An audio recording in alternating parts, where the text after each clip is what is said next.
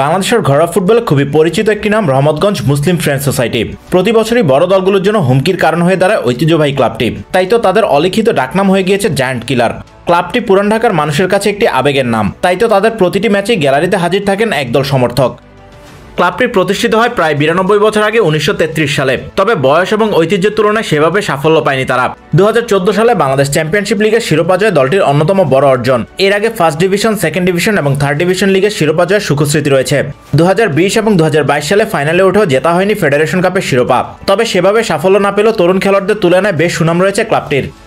গত মৌসুমে বেশ ভালো পারফর্ম করেছে রহমতগঞ্জ। বাংলাদেশ প্রিমিয়ার লিগ শেষ করেছে টেবিলের 4 নম্বরে থেকে। ফেডারেশন কাপেও খেলেছে কোয়ালিফায়ার পর্যন্ত। গত মৌসুমের দল থেকে অবশ্য বেশ কিছু ফুটবলার যোগ দিয়েছেন অন্য ক্লাবে। তবে দল বদলে বসে থাকেনি রহমতগঞ্জ। সবার শূন্যতা পূরণ করে নতুন মৌসুমের জন্য ঘর গুছানো সম্পন্ন করেছে ক্লাবটি।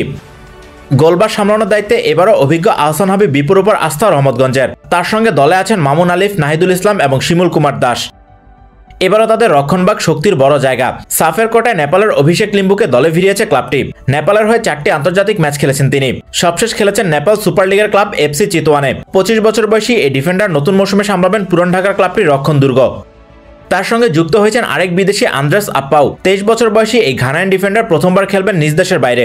ঘানা প্রিমিয়ার লিগে 59টি ম্যাচ খেলার অভিজ্ঞতা রয়েছে তার। ঘানার 2 ক্লাব আসান্তে এবং বফুকুয়ার হয়ে খেলেছেন তিনি।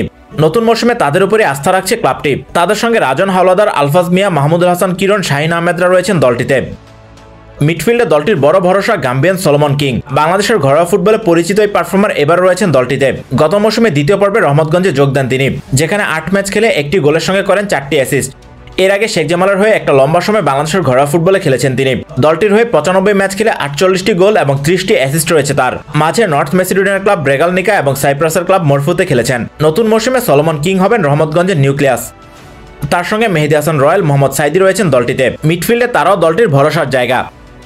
দলটির আক্রমণ ভাগে নতুন সংযোজন ক্লেমেন্ট আদু। 29 বছর বয়সী এই ঘানায়ান স্ট্রাইকার সবশেষ খেলেছেন ম্যাকাও প্রিমিয়ার লিগে, যেখানে তিনি 11 ম্যাচে করেছেন 15টি গোল।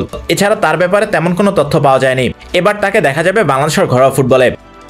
আক্রমণ ভাগে তাদের আরও এক বিদেশি গাম্বিয়ান আদামা জামে। 25 বছর বয়সী এই স্ট্রাইকার গাম্বিয়া জাতীয় দলের হয়ে খেলেছেন 4টি ম্যাচ। আরও একটি ম্যাচে ছিলেন সাইড বেঞ্চে।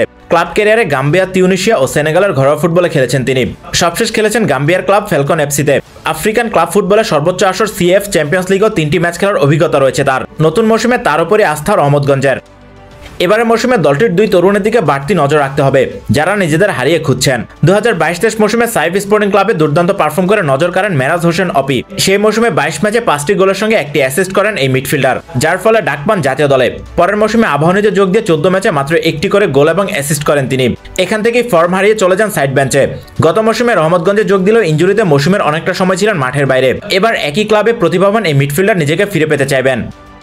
একই পরিস্থিতি স্ট্রাইকার নিহাত জামান উচ্ছ্বাসের। 2020-21 মৌসুমে আরামবাগের হয়ে 23 ম্যাচে 7 গোল করে আলোচনায় আসেন তিনি। অবশ্য পরের মৌসুমে সাইফে যোগ দিলেও ছিলেন গোল শূন্য। 2022-23 মৌসুমে শেখ রাসেলের হয়ে করেন মাত্র 1টি গোল। পরের মৌসুমে আবারও ছিলেন গোল শূন্য। একসময় তাকে ভবিষ্যৎ স্ট্রাইকার হিসেবে বিবেচনা করা হয়েছিল, তবে প্রত্যাশা মেটাতে পারেননি। তাই রহমতগঞ্জের হয়ে এবার নিজেকে ফিরে পাওয়ার চেষ্টায় থাকবেন উচ্ছ্বাস।